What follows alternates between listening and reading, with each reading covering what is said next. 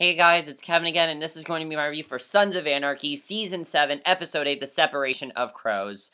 And this episode was amazing. I loved it. I thought this was by far the best episode of the season. You know, everything was portrayed perfectly. There was nothing in this episode that bored me. I thought everything was very interesting. There weren't any scenes that I thought went on too long. I love everything that's going on now. And now we actually have some genuine conflicts on the show, which I really like. I like that they're kind of improving upon the whole fillerness of it all, because, you know, a lot of people have been complaining that this season's very filler, and there's not a lot of things that really make sense, and there's a lot of things they're spending way too much time on, and this episode, I felt like they didn't spend too much time really on anything. I thought everything they had to spend time on, they spent time on well, and I definitely really enjoyed that. The other thing I found interesting about this episode was this episode did not really have as much of, it focused a little bit more on Abel and Gemma than it did on Jax. Like, it did focus on them a lot, but it focused on Abel and Gemma and Wendy just as much as it did Jax, which I personally really like. So, let's just get to this episode because I personally loved it.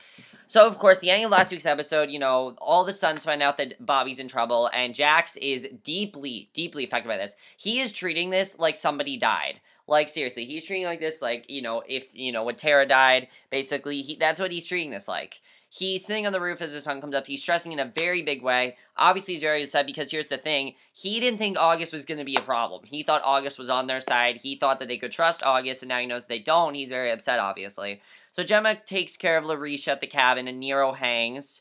And Wendy comes in and finds Abel awake and coloring. And I really like the way this episode starts. It starts with this like really cool montage of all on the watchtower. I really like that. And then in jail, Juice is telling the guards, which I did like that we saw more Juice in this episode. I definitely enjoyed that. Juice tells the guard to tell the CPO he's ready to talk, and Bobby's sitting with a bandage over his gouged eye out in a locked room. I know a lot of people thought this was very silly, but I really like the way they execute this. Bobby is not talking. He's not talking at all. He's not saying a thing, and you can tell right away that Bobby's not going to give them any answers. So Moses brings him food, and of course Moses is the guy that brought him the package, and he tells the guy the club won't give them shit, so they should kill him, and Moses says due process and goes, and Wayne sits and smokes. So Chibs then finds Jax, and I really like this next scene, with Chibs and Jax. Basically, he tells him that Happy and Rapboy are on the way back, because they were the ones that told Gemma to go to the cabin, and they will look for Tyler, and he sits, and Jax asks how he could not see this coming. He says he's out of his depth, and Chibs says this isn't on him, but Jax says it is for underestimating August. He didn't think that August was as powerful as he was. He says he's smarter than him and has zero vulnerabilities, and, no family, no one close to him, and I thought that was definitely a really good scene. I gotta say, I actually sympathize with Jax in this episode. As much of a monster Jax has become, I sympathize with him in this episode because of what he said there. I thought that was definitely very interesting. Because you think about Jax has been very deeply affected by this. And definitely you can tell why he's been deeply affected. Because, those sons are his family. We've seen that before. So he says basically that he knows how tight the club is and how to push their buttons. He says he knows how much he loves it for his guys. And Chibs tells him they need to move focus. I really like what Chibs says. They need him focused and strong. He rattles off Wes, Dioza, Colette, and Bobby. Those are 4 people who are in danger because of him. And Chibs says that Bobby knows the risks and says we all do, but are still there. And Jax reminds him some of them are still there. He says he can't risk anyone else, but Chibs says he can't cave now, and all their recent actions will have been for nothing if he does that now. So he asks him why they started this, and Jax says for Tara, and Chibs says the brutality done to his family isn't finished, and they're going to continue, basically. So he says August is a part of this now, and the sons have a duty, a mission, and need their goddamn leader. And Jax stands and says, I love you, Flip, and Chibs says he loves him too, and I thought that was a great scene. Really shows how much they really are brothers, these sons. I thought that was great. Jax stares over the water, mulling things over, and he heads back downstairs, and Tig says Montez is in the cabin with Gemma. They also tell him that Quinn is with Wendy and the boys, and Tacoma with Lila, and they sit down to talk, and Tyler's there and tells him Moses is a Blackwater grad and former special ops. And Tyler says August wants the pastor and his family. Moses says he's going to cut off parts of, and I thought this was very interesting. We find out basically what he's going to do here. Moses is going to keep cutting off parts of Bobby the longer he makes him wait. Basically, it's going to get to the point where Bobby's just going to be like a dead head. Pretty much. Think of American Horror Story Coven last year, or what happened to Delphine Lalaurie with her, just being a head. That's probably what's going to happen to Bobby. I'm just assuming that that's what's going to happen. So Tyler says he's with him, but doesn't know how much longer he can play double agent. He doesn't really know, if he should work for Jax. However, he does want to work with him. And he's saying they have a kill squad and we'll figure out what he's doing. Jax says he's in or out, and Tyler says he'll let him know what they find out and goes. And I thought that was very good because Tyler's very in a sketchy position right now. He doesn't know if he should work with Jax or if he should work with... or if he really just wants out of this altogether. Now, when it comes to who he's loyal to, yes, he's loyal to Jax, but he really just wants out of this altogether, which I think is definitely very interesting. So Tig says he heard from Colette, but Jax says not today. And they agree they need to find out who ratted them out to Lynn and says that will help. He tells them to bring Colette there. And Happy makes the call. And Wayne asks Wendy why Gemma's at the cabin. She says she's safe, but that's all she knows. And Wayne tells her that he thinks Juice is playing something for Jax in jail, or else he'd be dead. So Quinn drops Brooke off and goes out front to stand guard. And Brooke asks if the school called and says they're sending Abel home. And I thought this was very interesting, basically. Because Brooke says it's got to be Jax or Gemma. They're sending Abel home. He did something at school, definitely. There needs to be a legal guardian, and Wendy goes to let them know. And I thought that was very interesting because Abel has definitely been affected. Now, he is not only affected by Tara's death. I think he's past that. What he's affected by now is knowing that his grandmother killed Tara. That's what he's affected by. And that really shows that he is becoming like Jax. There are a lot of scenes in this episode that definitely showed that. Not so much this episode, but past episodes that definitely showed that. And the thing that I really liked here is that it's really showing what's going to happen to Abel. He's not going to get better. He's not going to get better, and I don't feel he's going to. So Moses then brings a chair and sits down in front of Bobby, and he asks if he ever served, but he says he already knows the answer. He likes to smoke and says he knows he was in, but never deployed and was in the reserves. And he says they're at war, and the eye was about to expediting a solution. And he says he doesn't know Bobby and never will, and if he kills him, it won't be personal, but in service of his commander. Basically, they were going to do this to any son. Any son that they would have found, they would have done this to, The same thing that happened to Bobby would happen to, say, like Chibs or Tig or any of them. I think the reason we're so affected by Bobby is because he is just the one character where you didn't expect him to die. I personally expected people like Chibs to die because he's happy, because Chibs is in a good position with his life right now, and no one can be happy on this show. That's just not a thing. You can't be happy on this show. So I thought Chibs had a better weight, was in the worser position. Even Nero, I thought Nero possibly was going to, even though he's not with the Suns, I still thought Nero was going to die. I still think he is. So basically, he doesn't know Bobby, and basically, Bobby says that's a line of bullshit and asks if that makes him feel like less of a bad guy. He says he's a thug, not a soldier, just like the rest of them. And Moses says they grabbed him because he's the one with the brains and reason. And Bobby says if he was smarter, he wouldn't be sitting there talking to him. And Moses says Jax will spin his wheels trying to find him. And then he'll have to take off another body part, which will break Jax. It's ultimately just going to break Jax. So Jax is already deeply affected by this. And if he finds out there's another part of Bobby that's being cut off, he's just going to lose it completely. He says he can save Jax remorse and himself pain by just telling him where the body is. And he says they've narrowed it down to 4 construction sites, but says digging them all up could call attention. And Bobby reminds him taking his eye didn't make him talk. And Moses says he knows they like to ride and he can take his clutch hand. And Bobby says someone wearing a Reaper will cut his heart out at some point. And Moses says if he gave him the location, he may be the one who gets to hold the knife. And he leaves Bobby to think, but the man just laughs and looks at the pages with the construction sites on it. Bobby's not really affected. He doesn't give a shit what this guy does to him. He honestly knows that the Suns are gonna be upset by this. I really like that Bobby just really does not give a shit what's happening to him. I definitely think that's great. So Colette asks where they last saw O'Leary, and they tell him Selma, and he says the guy has been MIA for a couple of weeks. He says his mom is off to the grid since she got a marriage license a couple of years ago. She's married to Carl Egan, who was an arms dealer for the Militia. He has a compound outside of Lockford. He shows Jax a Google Earth map of the site, and he tells Colette it's good work. He Chibs pays the guy, and he asks him to tell Bobby to get some more information to Precious for inhalers, and they promise to. So Jax tells them it's time to take a ride, and Gemma brings Larisha smoke, because if you remember, the whole reason that she was at that cabin was to help Larisha. So she tells her to eat banana and drink some more too. She tells Grant to change the sheets too, and he thanks her for the help. She says he must be important for Jax to have Center there. And I thought this was a very good scene in my opinion. They basically end up, I really like the bonding between Larisha and Gemma. In many ways, they are very similar. Larisha is a very hurt mother. Gemma's a very hurt mother. So Larisha asks Gemma if she thinks she's a bad mom, and Gemma says we all fall down, but it's about how you get up, and she tells her that Grant is a good man, and that's what makes it hard. And I really was not into Larisha's plot last week. I thought it was just kind of boring, and I wasn't really into it. This week, though, I was really into it because of the way they're connecting this to what Gemma's doing. I thought that was definitely very interesting. And, basically, Gemma says that's what family does and what you need. And Larisha says impulses can cause more chaos. The phone rings, and Gemma tells her why we did this. It matters. And Nero tells Gemma that when he's on the phone, she tells Larisha to focus on getting well and says that's how she'll help her. The MC rolls up outside the militia compound. They look around and notice it's quiet. And Happy says it's too quiet. They know that something bad's going to happen. Automatic weapons come out of nowhere. They just break out. And Jax says he just wants to talk about Gib O'Leary. Obviously, people are after them at this point. So he says they have no beef with them. And a dirt bike pulls up and it's Denny.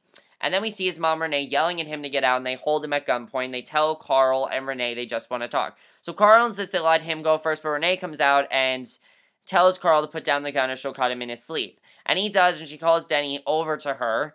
They push him toward her, and he apologizes. Carl starts to slap Denny, and Tig puts a bullet in the wall by the jerk's head and tells him to try hitting him again. They ask about Gib, and she says that Gib's real dad is in the club and called last week to tell her that he was dead and that he had to hide a body.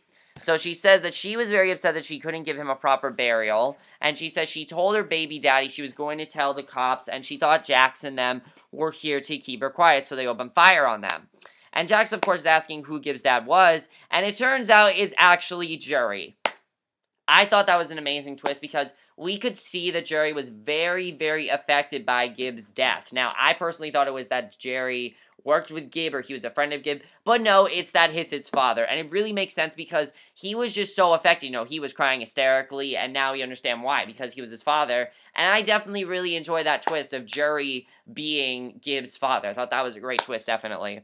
I mean, it really shows, how much of a monster Jax is becoming. So that throws Jax for a loop, and Ratboy tells her that Gib was a friend of his and they did boot camp together. She tells him she's sorry, and Jax asks her not, and Ratboy, honestly, guys, is becoming one of my favorite characters, definitely. Like, he hasn't a lot to do, but he's a very underused character, but when he has moments on the show, he has really good moments, definitely, and I definitely really enjoy his character a lot. So, and I'll miss his character. I definitely enjoy it. So she agrees since she never talks to him. She says she's sorry for the hostile welcome. He gives her condolences. They walk off, and Jack thanks Ratboy for quick thinking. They get a call that they haven't found Bobby. No one's found Bobby yet. They realize that it had to be Jury since he knew where they were storing the Chinese guns. So, of course, they have a rat, and they now think that it's Jury.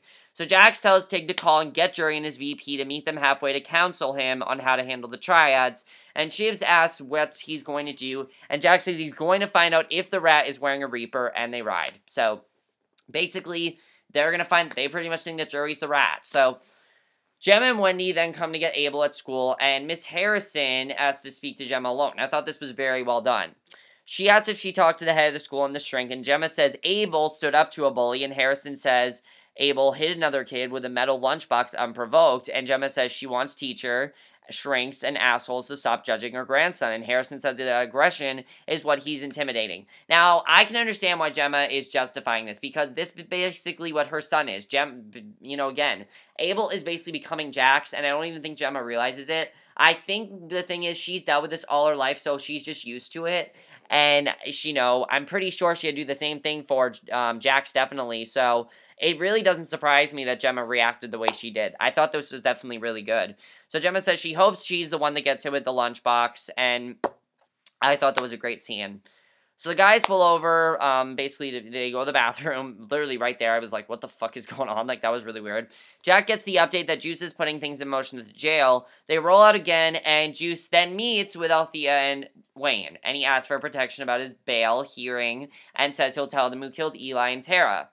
Now, Althea says she knows the Chinese, and he says she doesn't know shit. Now, I actually forgot that there was an officer that was murdered with Tara. I actually forgot that. And I'm glad they brought that back, because, of course, the reason that Jax went to jail was not because they thought was not just because they thought that he was the one that killed Tara. The reason he went to jail is because, Patterson thought that Jax had killed that officer. That's what she thought had happened, and that's why Jax went to jail. It's important to remember that, because, basically, if that wouldn't have happened to Jax, Jax would have never gone to jail, and Jax would probably not be the man he is right now. So he says Chris Dunn is one. He'll give the other names and weapons when he gets the deal. And he tells Althea she has until tomorrow morning. Juice demands to go, and they send him back to his cell. And Althea asks Wayne what the hell that was. She asks why he's not asking for a plea bargain or reduced sentence. You can tell that Wayne is trying to keep things as under wraps as he can, because of course he knows the truth. He knows that Gemma was the one that did it. He knows that, and he knows that and of course, Juice was the one that killed that officer. Juice killed that officer, so the officer didn't find out about, Tara dying. That's why he did it, to protect Gemma. And we know that he's trying to keep this under wraps as possible, but eventually this is going to have to come out. I mean, we're on the last 5 episodes here. This is going to come out eventually, and I'm actually really looking forward to seeing what happens there, definitely. I really like that we got back to this, and I'm really liking this, definitely. So, basically, Wayne explains that Jax must need Juice in ad seg to get to Lynn. He says this is Juice trying to pay for since the MC, which it kind of is, because he's trying to make up for, the MC not liking him. And Althea says if Gemma's ID's done, she has to put him in ad seg so they can put Charming first. So Wayne admits Juice likely does not know who did the killings, and Althea says she's going to reach out to Patterson because Patterson might have a better idea. They leave, and that was definitely very interesting.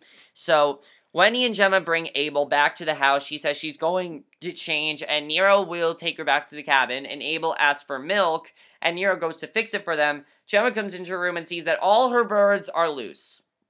She sees blood in her bed. She pulls back to covers. Her precious birds have been murdered. She hears Wendy cry out. I'm like, what the fuck happened here? Like, someone definitely broke into their house. There's a stuffed, and the worst part is that there's a stuffed animal in Abel's room that says no son is safe. And that's crazy because obviously, someone broke into their house and something happened there, and Wendy hustles them out of the room. Gemma's crying, tells Nero they've killed her birds. She sobs into his shoulder. Now, again, guys, this does seem kind of ridiculous, but I think this is really cool because this shows that, definitely, I think that this is trying to show that, August and August is definitely not messing around. I don't know if August did it, but I do feel that someone definitely broke into their house. So basically, we then see Althea tells Wayne that Patterson will move Juice to ad seg for 48 hours, that once the info is corroborated, and he'll get protection for the length of his stay. And basically, she says this could close out Tara's murder case, but he says something doesn't fit, and she asks if he's too close. And Wayne says maybe, and Althea says she hopes he stays on after they shut the book on this. She tells him she likes having him there, and says he's a good cop. He says his only other hobby is waiting to die, and he says he's going to check on Eagly and see if she needs anything. So he leaves, and definitely they're starting to get more and more suspicious of what's going on, because as Wayne says, there's something here that doesn't really make sense, and I'm pretty sure soon they're going to find out the truth. So Jax and the others pull up to meet Jury and his VP, and Jax hugs him and they grant gangs too, and Jury asks about Bobby, and he says he has no word yet. Jerry says shit is coming apart and Charming, and Jax agrees they've had setbacks. And my only complaint with this is that I wish we would have seen more of Jury this season, because the plot with Jury, being Gibbs' father was a very good plot twist, and I wish we would have seen a little bit more of that. And the only reason I'm saying that is because of what ends up happening next, which I'll get to. But basically, Jax tells him that someone gave them up to Lynn, including the location of the Chinese gun, says that's why Wes and the Dioza girls are slaughtered, and he pretty much accuses Jury of, basically being the rat. And then he says Gibby was his son, and Jury says he didn't raise Gib, rarely saw him, and says they were just getting to know him. So it turns out he's actually not his son, which I thought was very interesting.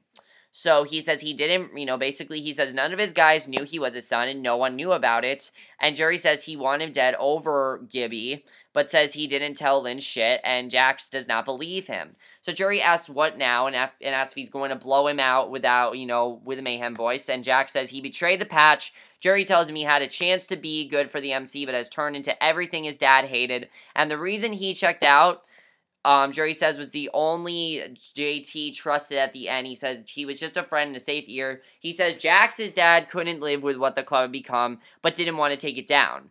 And he says his dad wrote a book that would destroy the Sons and took apart his family. And Jax says that Clay, of course, sabotaged his bike. And we know, of course, that Jax was the one that killed Clay. So Jerry says that John knew his bike. Why are there so many Clay references in this episode, by the way? I mean, there was a reference where Gemma was called Gemma Morrow, and she's like, I want to be called Teller. Like, I thought that was very interesting.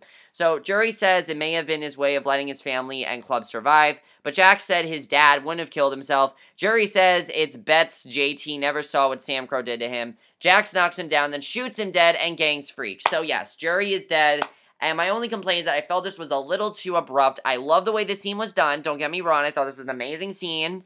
Definitely one of the best scenes of the season. Because, of course, everyone's outraged about this, definitely. Everyone's outraged. And I thought what was interesting here was, of course, that, you know, he was dead, but I would have wanted to see more of his character, definitely. So, Jax lies and tells the others that Jury just admitted that he's the one who routed them to the Chinese, which is not true. He admitted he's not the one. And Gangs asks what they're talking about, and Jax tells his guys to film, and Gangs is furious. Chibs holds him back. He says Jax is going to pay for being out of control, but then they get a call from Quinn about what happened to the house and roll out, leaving Gangs with his dead leader. So they're speeding back to Charming at top speed, zooming around cars and into oncoming lanes. Everyone is waiting at the house, and Abel sits with Gemma, and she asks why he hit the kid at the school. He says he doesn't like him, and Gemma says he hurt him real bad, and he says it was an accident. She asks if he understands what an accident is, and I thought that was interesting because she kind of, if you think about committing an accident, because what he thinks an accident is something that, you know, basically, he thought was one way, but was another way. Very interesting with Gemma, because, of course, you know, the whole reason Gemma killed Tara was a big misunderstanding. So, in many ways, what Gemma did was also an accident, which I think is definitely very interesting, the way Gemma's approaching that. So, they hear the bikes pull up. Jax and the others come inside. He comes over to Abel and asks if he had a rough day, and Abel nods. And Jax goes to look around the house. He goes first to the boys' room and curses. Obviously, they're very upset because they know someone broke into their house. The other guys are coming in with him to get around Nero too. Nero says they must have come in what they went to get Abel from school, and he says they must have been watching the house. He asks Nero to step out, but he does, but tells him he's staying the night and bringing in extra guys. He closes the doors. Chibs tells Jax they're running out of time for Bobby because, you know, the whole reason they're doing this is waiting and waiting for Bobby.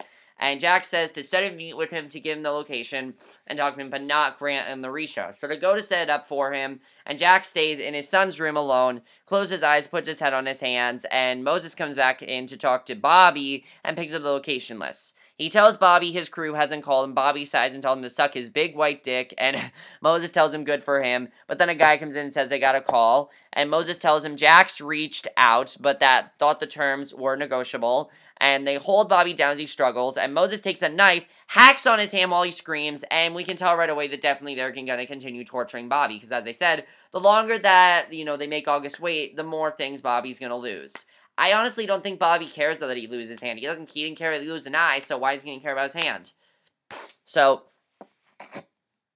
at this point, I'm like, okay, definitely shit's about to go down. And Jax and Chibs are sitting back on the roof smoking. And Chibs says Tyler told Moses the offer, but they haven't heard back yet. Chibs asks if there's anything he needs to tell him about what went down with Jury, but Jax says he knows it. And Chibs tells him he needs to be careful with the Redwood War so he doesn't make other charters nervous. And Jax reminds him he told him to stay on point, so he did, and says Jury is part of it. And Chibs says it was the way it went down. He says there will be many questions about the rights and wrongs of the method. And Jax sits and says it was self-defense. And Chibs says to Indian Hills it looks more like a murder. And Jax asks Chibs what it looked like to him, and Chibs says it looked very complicated, and they just need to be prepared for some heat. And Jax says that he's ready. Chibs sits to them and asks if he's sure, and Jax says, yes, he is ready. So I thought that was definitely a very good scene. I really enjoyed that, and really intense stuff there, definitely. So they smoke in silence for a while, and Nero tells Wendy he found another buyer for a share of Dios and says he's going to his uncle's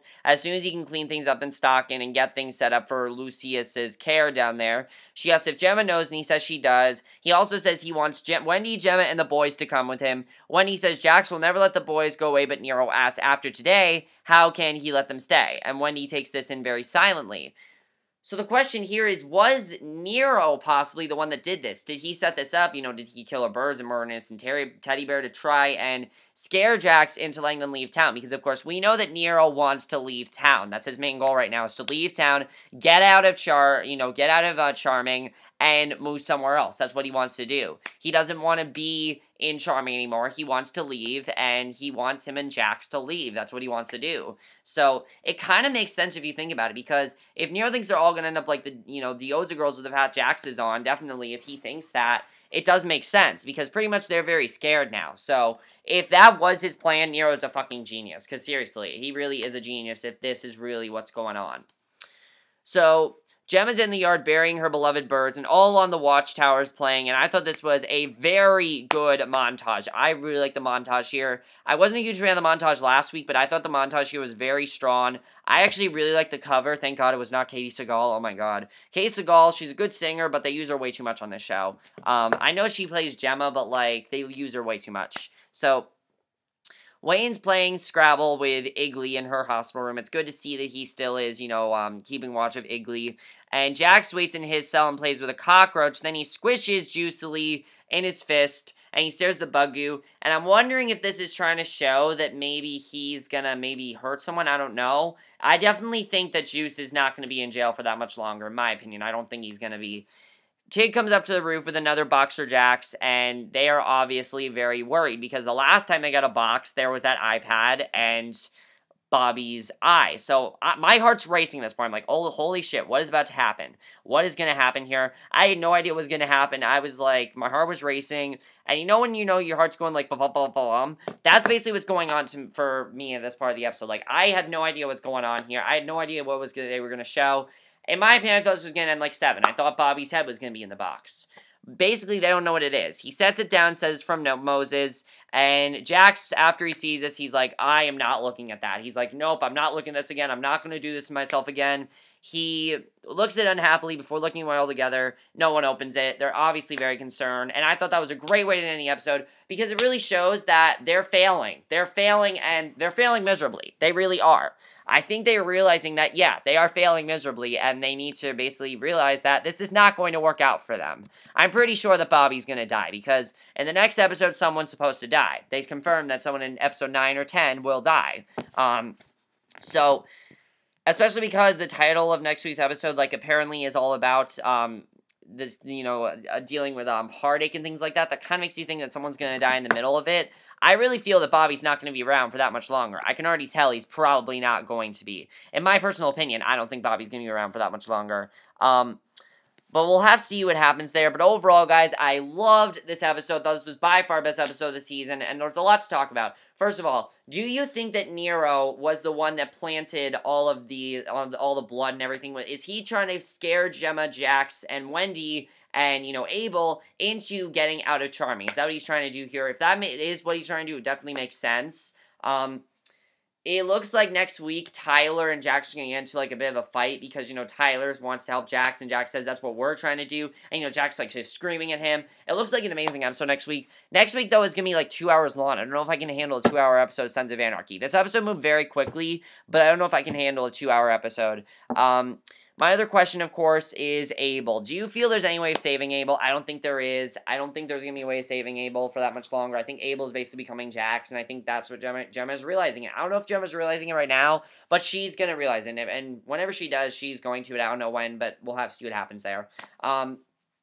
Juice, I definitely feel, is trying to keep his, you know, the truth under wraps as best he can, but it's not going to last very much longer. I do feel that pretty soon, Althea and Wayne are going to find out what happened. They're very close to it because, of course, you know, Wayne knows that something's up, definitely. He can tell that something's up, and we'll see what happens there. Tyler, I am very interested in seeing what's going to happen with Tyler, because, of course, Tyler's making a very difficult choice now. He doesn't really want to ally with the Sons anymore, but is he, you know, is he going to stay with the Sons, or is he actually going to stop being violent? Because he doesn't want to be violent anymore. He's tired of committing all these violent acts, and he said that to me. He said, look, I don't want to do these violent acts anymore. So, my question is he going to continue that? We'll have to see what happens there.